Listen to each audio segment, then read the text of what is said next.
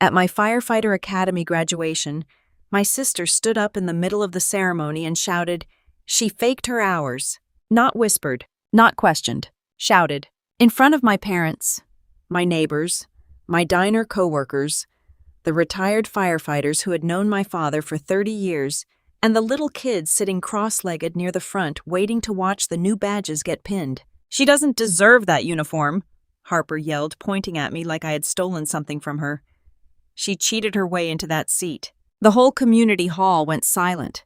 My mother grabbed her purse like she wanted to disappear. My father, the man whose fire helmet I had spent my whole life staring at, looked down at the floor. Nobody defended me, not one person from my own family, and I kept walking toward the stage with my boots heavy, my throat tight, and one calm thought burning through my chest. Not today, Harper. Not this time. Because my sister thought she had picked the perfect moment to destroy me. She didn't know she had walked into the first room where I had finally stopped protecting her. Before I tell you what happened when the fire chief picked up the microphone, let me ask you something. If your own sister tried to ruin the proudest moment of your life in front of your whole town, would you scream back, or would you let her finish exposing herself? My name is Nora Ellis, and for most of my life I was the daughter people remembered second. My older sister Harper was the one people noticed first. She had the bright laugh, the perfect hair, the fast comebacks, and the kind of confidence people mistake for character when they do not look too closely. She could walk into a church potluck 10 minutes late and somehow make everyone feel like the event had not really started until she arrived. I was different. I was the quiet one, the helpful one, the one who refilled sweet tea at family cookouts, scraped burnt cheese off casserole dishes, picked Mom up when her car battery died, drove Harper to job interviews she later called a waste of time, and stayed late after every holiday dinner washing pans while everyone else laughed in the living room. I was not unloved exactly. That would have been easier to explain. I was useful. And in some families, being useful is just another way of being invisible. Harper was the dream. I was the backup plan. In our town, the Ellis name meant one thing: the fire department. My father, Thomas Ellis, had served 26 years with the Maple Creek Fire Department in Ohio. People still stopped him in the grocery store to shake his hand. Older men still called him Tommy and clapped his shoulder. Mothers still remembered the time he carried their children out of smoke-filled houses or showed up at 3 a.m. when their kitchens caught fire. In our living room, his old fire helmet sat inside a glass case beside a framed newspaper clipping from 1998. The photo showed Dad carrying a little boy out of a burning house during a snowstorm. That photo was practically family scripture. When Harper was little, she used to stand in front of it with her hands on her hips and say, "I'm going to be just like Dad." Everybody believed her. Dad bought her toy fire trucks. Mom made her birthday cupcakes with red frosting and plastic fire hats.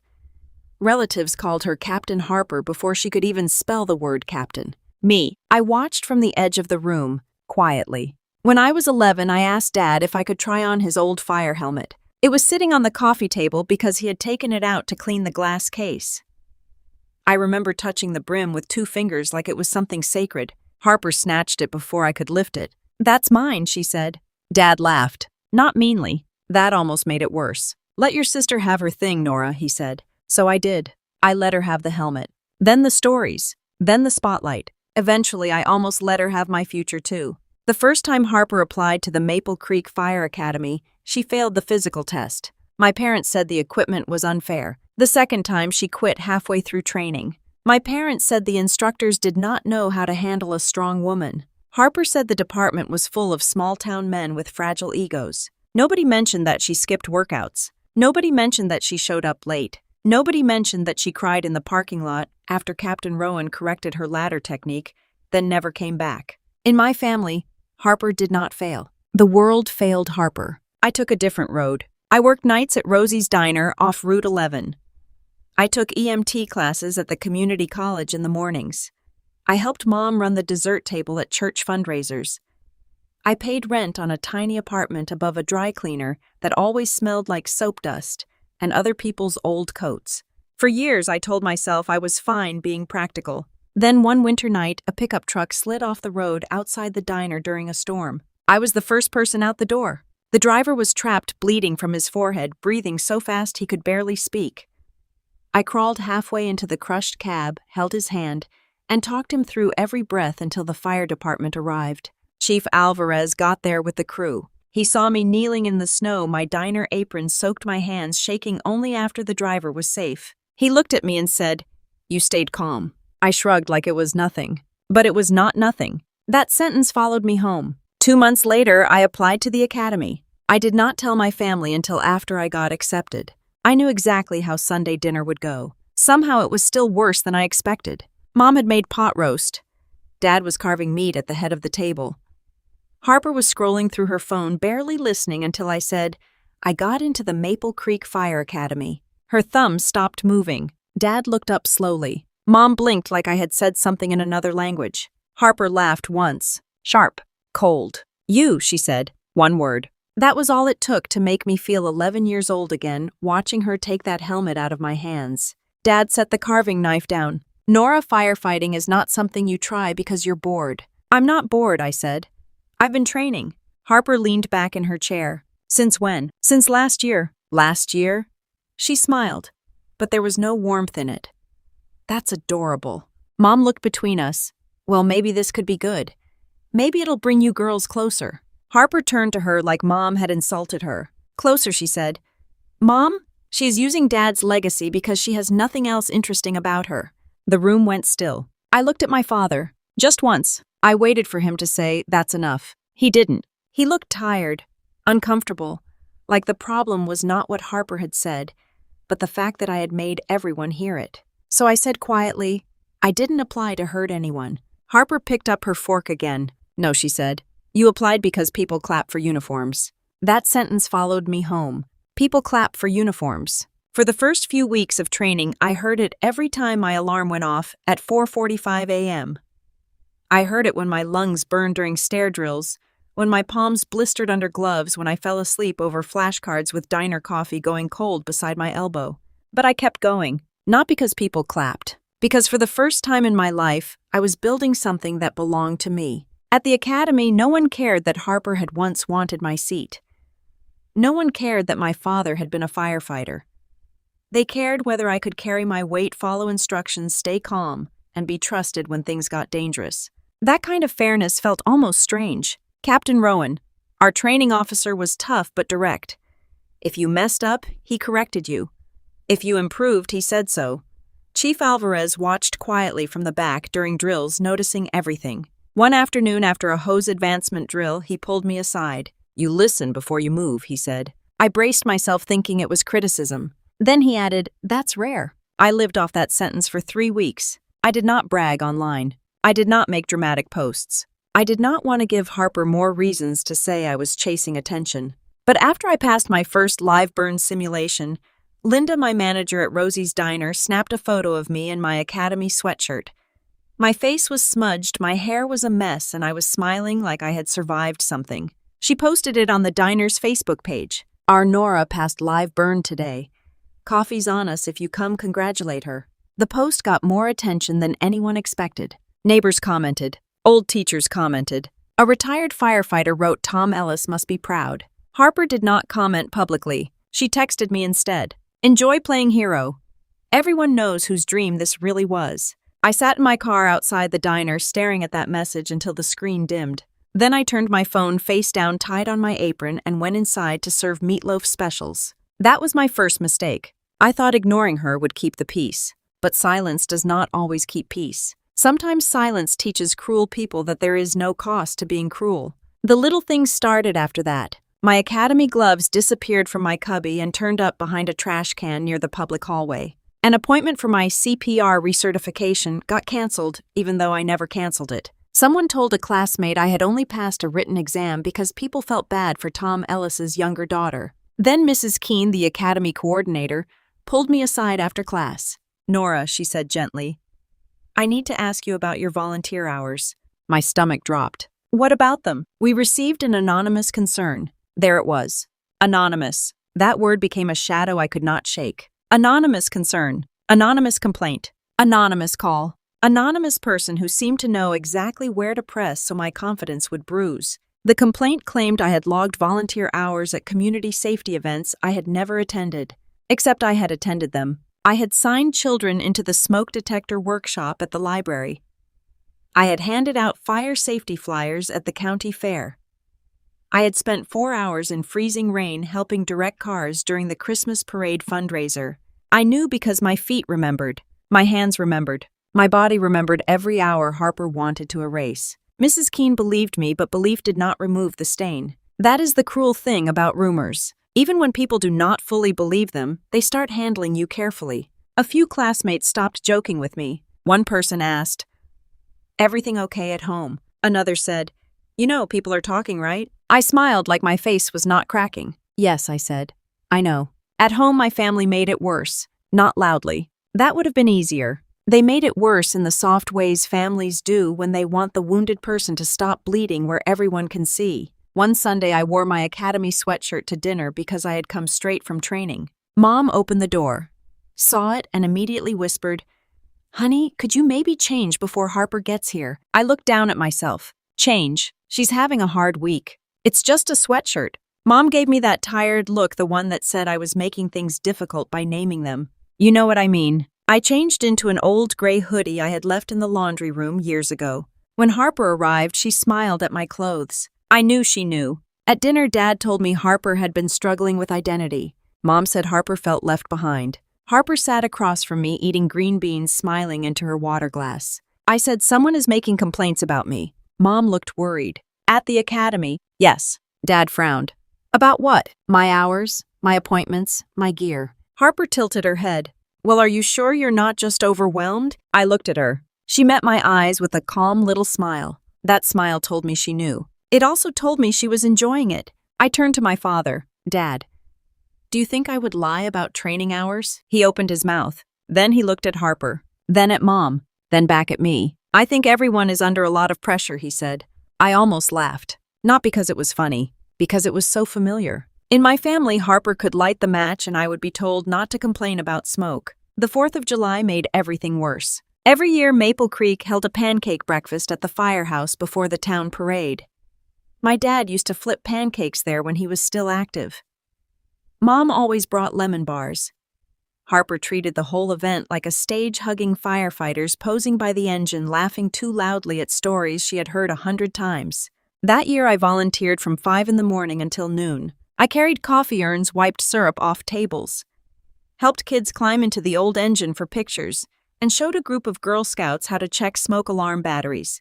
For once, I felt like I belonged there. Not as Tom Ellis's daughter, not as Harper's little sister, as myself. Near the end of the breakfast, Mr. Whitaker, an elderly man from church, grabbed my hand. "Your dad pulled my brother out of a fire years back," he said. "Good to see another Ellis serving this town." I smiled so hard my face hurt. Then I saw Harper standing 6 feet away. She had heard him. Her expression went flat. That afternoon, Mom posted photos from the breakfast on Facebook.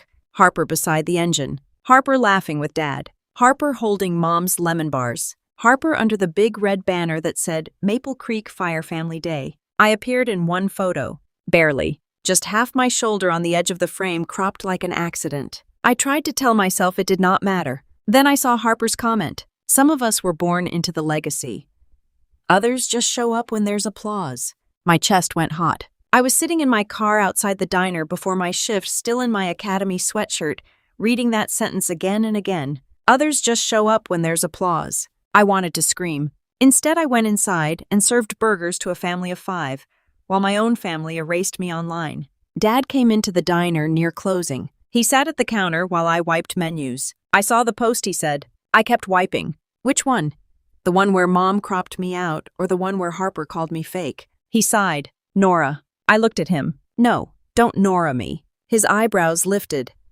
He was not used to that tone from me. I said, "Someone is trying to ruin me at the academy, and you are still acting like the main issue is Harper's feelings." Dad rubbed his forehead. "She always wanted this. So did I." "You never said." "Would you have heard me?" He did not answer. That silence was so heavy I felt it in my bones. Then he said the sentence that broke something open. "Maybe you should think about what this looks like to her." I stared at him. What this looks like to her. She failed twice, Nora. Now her little sister is walking into the same room and succeeding. That's hard. I laughed once, but it came out shaking. So I should fail too. Would that make everyone more comfortable? Dad looked away. I nodded slowly. Okay. He frowned. Okay, what? Okay, I understand now. I did not say another word. Because I did understand. I understood that my pain would never be urgent to people who benefited from my patience.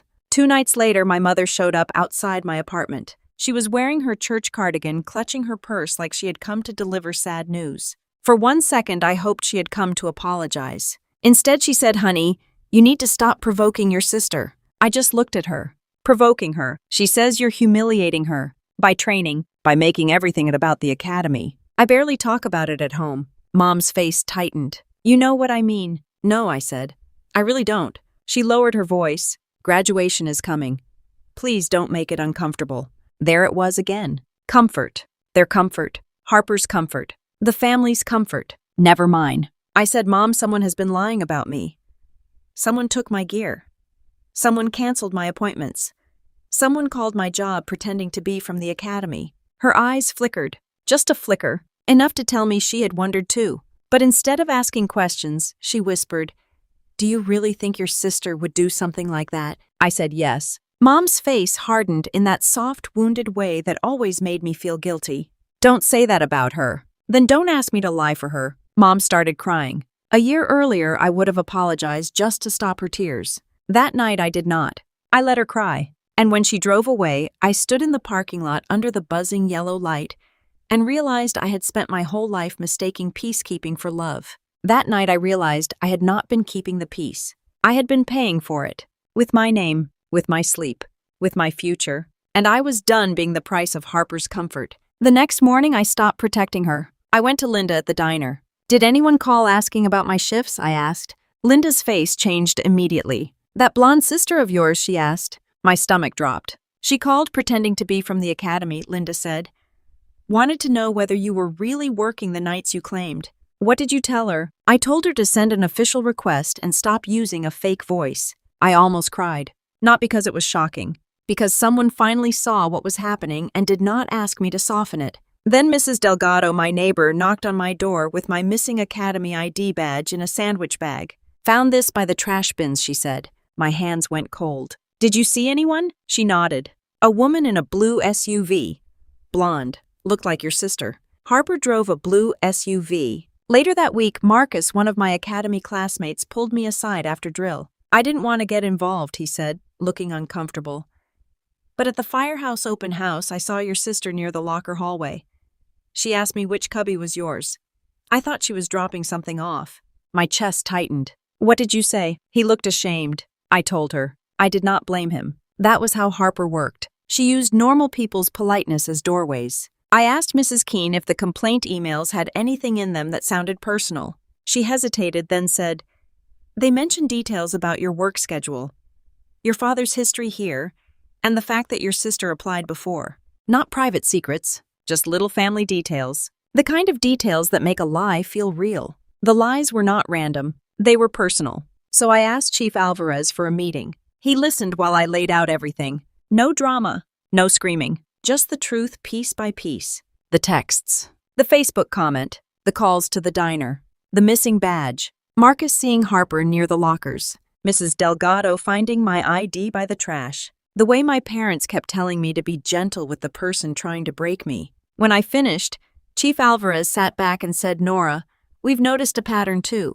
My throat tightened. He did not open some dramatic legal file. He did not talk about lawsuits. He simply slid one plain page across the desk. A short timeline. The missing gloves. The canceled appointment. The complaint calls. The staff notes. The names of people willing to speak up if Harper tried something public. 1 page. That was enough. Then Chief Alvarez said, "She came to see me." I froze. "Harper," he nodded. "About a month ago. She said you were unstable. Said you were doing this for attention. Said the academy should think twice before putting you in uniform." For a second, the room went quiet in a way I cannot explain. It was not silence. It was grief. Because until that moment, some small, foolish part of me had still believed Harper had limits. Chief Alvarez's voice softened. I didn't believe her. I looked down at my hands. They were not shaking. That surprised me. He said, "But I think she may try something at graduation." I already knew. Of course she would. Harper never wanted private victory. She wanted witnesses. Chief Alvarez gave me a choice. "We can keep her out," he said, "or we can let her attend with staff prepared." I thought about Mom asking me not to make graduation uncomfortable. Dad asking me to think about how my success looked to Harper. Harper saying the legacy was hers. And I realized something. If I kept hiding the truth to protect my family from embarrassment, then I would become the family secret forever. So I said, let her come. Chief Alvarez studied me. Are you sure? No, I said. But I'm done being the only one who pays for her feelings. Graduation day came hot and bright, the kind of August day where the sidewalk shines. Shirts stick to backs, and every open door smells like lemonade floor wax and perfume. The ceremony was at the Maple Creek Community Hall, because our academy class was small and the town liked doing things the old-fashioned way. Folding chairs, paper programs, a flag near the stage, a microphone that squealed before every speech. I arrived early in my Navy uniform, hair-pinned tight badge area still empty over my heart. I touched that empty spot once before going inside. Soon, Linda came with 3 diner waitresses and a homemade sign that said, Go Nora. Mrs. Delgado sat near the aisle with tissues already in her hand. A few kids from the pancake breakfast sat cross-legged near the front, whispering about fire trucks. Marcus gave me a small nod from the second row of academy graduates. Then my family arrived. Mom wore a blue floral dress and nervous lipstick. Dad wore his old fire department tie. And Harper walked in last. Of course, she wore a red blazer, white pants, and heels too sharp for a community hall floor. Her hair was curled perfectly. Her makeup looked camera-ready. She was not dressed like a sister attending graduation. She was dressed like a woman waiting for her scene. Mom hugged me carefully. Dad squeezed my shoulder. Harper looked at my uniform and smiled. Big day, she said. Yes, I said. It is. She leaned closer, voice low enough that only I could hear. You're not brave, Nora. You're just convenient. You clean up, you show up, and now you want everyone to clap like that makes you special. My pulse jumped, but my voice stayed even. I can carry more than you think. Her smile twitched. She hated that. She hated calm because calm left her nowhere to put the knife. The ceremony began. Chief Alvarez spoke about service, sacrifice, humility, and the difference between courage and attention. That last word landed in the room like it had weight. I did not look at Harper. One by one, my classmates walked across the stage and received their badges. Families cheered. Mothers cried. Fathers clapped like their palms did not hurt. Every time a badge was pinned, the hall filled with pride. Simple pride. The kind that does not need to take anything from anyone else. Then Chief Alvarez called my name. Nora Grace Ellis. I stood. For one breath, everything slowed. Linda shouted, That's our girl. Mrs. Delgado clapped above her head. The little boy near the front whispered loudly, She's the lady from the fire truck. I took my first step. Then Harper's chair scraped backward. The sound sliced through the applause. She stood in the third row, one hand lifted like she was about to testify. She faked her hours, Harper shouted. The hall went dead silent. My body turned cold. My mother grabbed Harper's wrist. Harper pulled away. She lied about volunteer shifts, she continued. She got special treatment because of our dad. She doesn't deserve that uniform. People turned toward me. Some shocked, some confused, some already hungry for the story. My father's face had gone pale. Mom kept whispering, Harper, stop. But she did not stand. She did not defend me. She did not say, that's my daughter. She just sat there, trying to pull Harper back into silence after letting her grow loud for years. Harper pointed at me. You all think she's so humble, she said, voice shaking with panic anger. She's been pretending her whole life.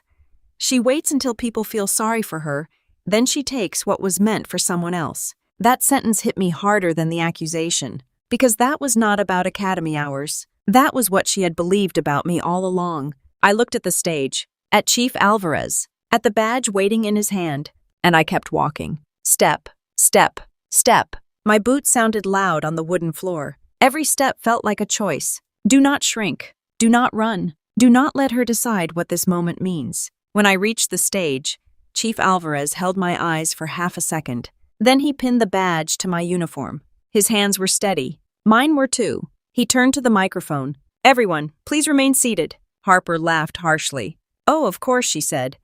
Now the department is going to protect her too. Chief Alvarez looked at her. No, Ms. Ellis, he said. We are going to protect the truth. The room shifted. You could feel every person lean forward. He did not pull out a giant stack of documents. He did not turn my graduation into a courtroom. He simply said, several people in this room came forward before today. because they were worried something like this might happen. Harper's face changed, only slightly, but I saw it. The first crack. Chief Alvarez continued. The complaints made against Nora Ellis were reviewed. They were false. Harper crossed her arms. That doesn't prove anything. Linda stood up at the back. My manager did not raise her voice. She did not need to. You called my diner pretending to be from the academy, Linda said. Wanted to know if Nora was really working the nights she claimed. Harper's head whipped toward her. That's a lie. Linda gave her a look that could burn toast. Sweetheart, I've worked Breakfast Rush for 20 years. I know when a woman is faking nice. A few people muttered. Mrs. Delgado stood next. I found Nora's missing academy ID badge near the trash bins, she said. And I saw you by her building that day. Blue SUV. Same one parked outside now. Harper's face flushed. This is insane, she said. They're all taking her side because she acts helpless. Marcus stood from the graduate row. He looked nervous, but he spoke clearly. At the firehouse open house, you asked me which cubby was Nora's. I thought you were leaving her something. The next morning, her gloves were gone.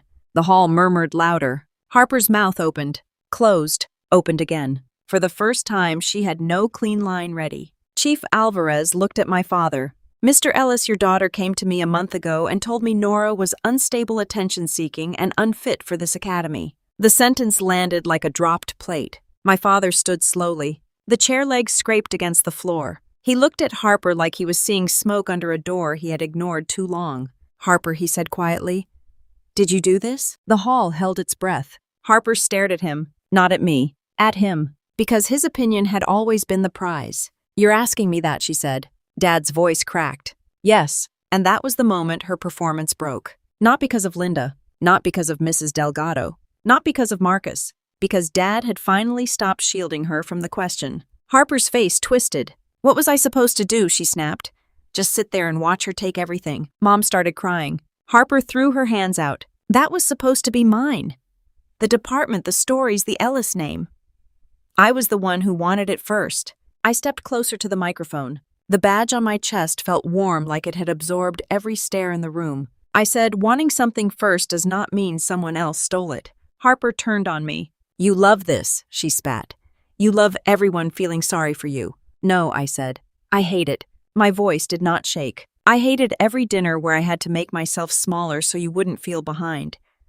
I hated every time Mom told me to be careful with your feelings while nobody was careful with mine. I hated watching Dad call your pain a struggle and my pain attitude. Dad flinched. Mom sobbed harder. Harper's eyes filled with furious tears. I kept going. But I am not sorry I succeeded. I am not sorry I stayed. And I am not sorry that the thing you quit still mattered enough to me to finish. The hall was completely silent. Harper's lips trembled. Then she said the sentence that made the whole room understand her. You were supposed to stay the quiet one. My mother gasped. Harper did not stop. That was your job. You clean up. You nod. You let everyone else be special. Dad's helmet was never meant for the daughter who serves pancakes for tips. A sound moved through the room. Shock, anger, disgust. All of it at once. I looked at my sister. Really looked at her. Behind the red blazer and sharp lipstick, she suddenly seemed smaller than the story she had built around herself. But smaller did not mean innocent. Pain may explain cruelty. It does not excuse it. She whispered, You think that badge makes you better than me? No, I said. It reminds me not to become like you. Someone in the back exhaled. Then the applause started. Not huge at first. Just one pair of hands. Linda. Then Mrs. Delgado. Then Marcus. Then my classmates. Then the retired firefighters. Then the whole hall was standing. Not cheering like they wanted Harper destroyed. Standing like they understood that someone had tried to bury the truth and the truth had walked to the stage anyway. Harper looked around, stunned. The audience she had wanted had become witnesses. Chief Alvarez stepped back to the microphone. Ms. Ellis, you need to step outside. 2 staff members approached her. No one grabbed her. No one needed to. Harper looked at Mom.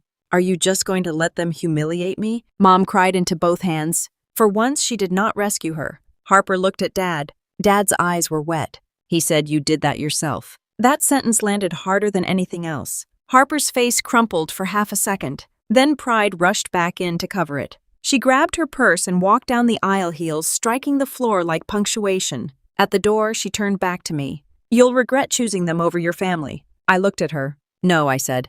I regret choosing silence over myself. The door closed behind her. For several seconds, nobody spoke. Then Chief Alvarez turned back to me. Nora Grace Ellis. He said, voice steady and warm, welcome to the Maple Creek Fire Department. The applause rose again, and this time I let myself hear it. After the ceremony, people came to me one by one. Some hugged me. Some apologized. Some admitted they had heard whispers and should have known better. Linda handed me a paper plate with 2 lemon bars and said, family drama burns calories. Mrs. Delgado told me she was proud of me. Then muttered something about women in red blazers being bad news. My classmates surrounded me in the parking lot.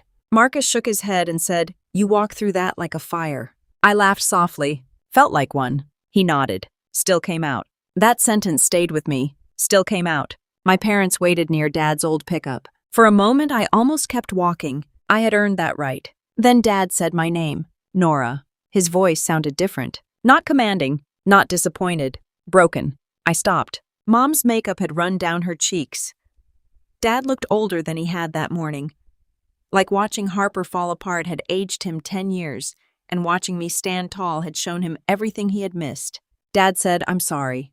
2 words. Small. Late. Not enough. But real. Mom whispered I didn't know it had gone that far. I looked at her. That's because you didn't want to know. She flinched. This time I did not take it back. Dad wiped his eyes with his thumb. I kept thinking she was just hurt. She was, I said.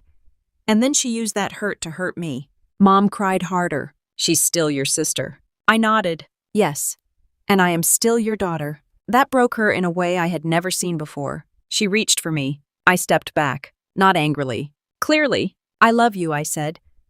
But I need space. Dad swallowed. How long? I don't know. Mom covered her mouth. The old Nora would have hugged her just to make the pain stop. The old Nora would have said, it's okay. The old Nora would have protected everyone from the consequences of what they had allowed. But I was not the old Nora anymore. So I let the silence sit there. Sometimes dignity looks like not explaining yourself to people who only understand your pain when it becomes public. In the weeks after graduation, Maple Creek talked. Of course it did. Small towns do not waste a scandal. But for once, the story did not become Nora. And Harper had drama. It became, Harper tried to ruin Nora. That difference mattered. Harper sent me messages for days. Some angry. You embarrassed me in front of everyone. Some cruel. Enjoy your pity badge. Some desperate. Tell Dad you exaggerated. I did not answer. Then one message came late on a Thursday night. You were never supposed to take my place. I stared at that one for a long time. Then I typed back. I didn't take your place. I finally stopped abandoning mine. After that, I blocked her. Not forever, maybe, but long enough to learn what my own life sounded like without her voice trying to narrate it. I moved into a little rental house 6 miles from the station. It had old cabinets, a crooked porch step, and a backyard just big enough for 2 tomato plants and a folding chair. The first morning, their sunlight came through the blinds in thin gold lines, and I stood barefoot in the kitchen drinking coffee from a chipped mug.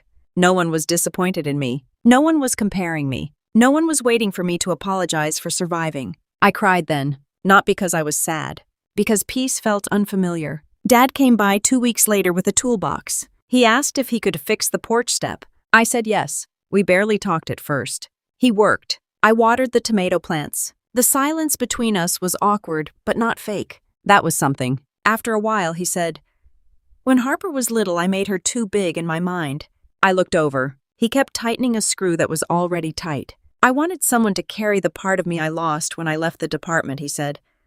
I put that on her. Then when she couldn't carry it, I pretended not to see what it did to her. I stayed quiet. He swallowed. And I pretended not to see you carrying yourself. That hurt, because it was true. He looked at me with wet eyes. I don't expect you to forgive me fast. Good, I said softly. Because I can't. He nodded. I'll keep showing up anyway. That was the first honest thing he had offered me. Not a demand. Not a guilt trip. Just effort. Mom took longer. At first, every call turned into Harper. Your sister is having a hard time. I would say, then she should get help. She misses you. No, Mom. She misses access to me. Silence. Then one night, Mom said quietly, I don't know how to be a mother to both of you now.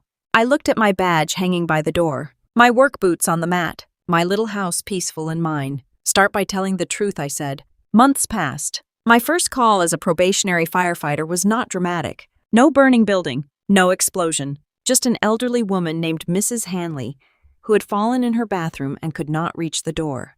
She was 83, furious about needing help, and wearing a bathrobe covered in purple ducks. I held her hand while the paramedics checked her hip. She looked at my badge. "Ellis," she said.